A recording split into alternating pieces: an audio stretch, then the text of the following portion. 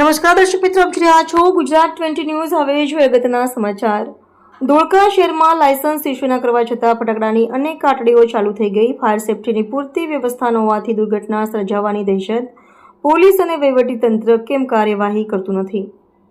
અમદાવાદ જિલ્લાના ધોળકા નગરપાલિકાની હદ વિસ્તારમાં આવેલા ટાવર બજાર, મોચી બજાર, લકી ચોક, કલકા રોડ, અટલ સરોવરથી કલીકુંડ તરફના જીબી રોડ પર કલીકુંડ સર્કલ, કલીકુંડથી Parshwanath hospital road, Kalikund Saroda road, Kalikund પુલેન ચોકડી રોડ, મઘિયા વિસ્તાર સહિતના વિસ્તારોમાં દિવાળી નિમિત્તે મોટા ભાગના ફટાકડાના દુકાનદારોએ તંત્ર દ્વારા લાયસન્સ ઇસ્યુ કરાયા નહીં હોવા છતાં ફટાકડાની હાટડીઓ ચાલુ કરી દીધી છે।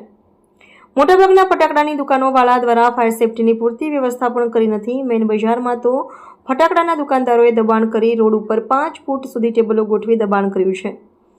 આથી બજારમાં રસ્તા સાંકડા થઈ ગયા છે। હાલ દિવાળીની ભીડ બજારમાં જામી છે, ત્યારે જો બજારમાં ફટાકડાના કારણે આગ લાગે તો ફાયર બ્રિગેડની ગાડી કે 108 એમ્બ્યુલન્સ પણ આવી શકે તેમ નથી। ફટાકડાની દુકાન માટે 500 મીટરની જગ્યા હોવી જોઈએ, પરંતુ ધોળકામાં તો મોટા ભાગે નાની દુકાનો અને લારીઓમાં લોકો ફટાકડા બિંદાસ વેચીને જોખમ ઊભું કરી રહ્યા છે। આગ ઓલવવા માટેના બાટલા, પાણીની ટાંકી અને પાણીના પીપળા, રેતી ભરેલી ડોલની પૂરતી વ્યવસ્થાનો અભાવ જોઈ શકાય છે। ત્યારે ધોળકા વહીવટીતંત્ર અને પોલીસ તંત્ર કેમ કોઈ કાર્યવાહી કરતું નથી, એવો સવાલ નગરજનો પૂછી રહ્યા છે।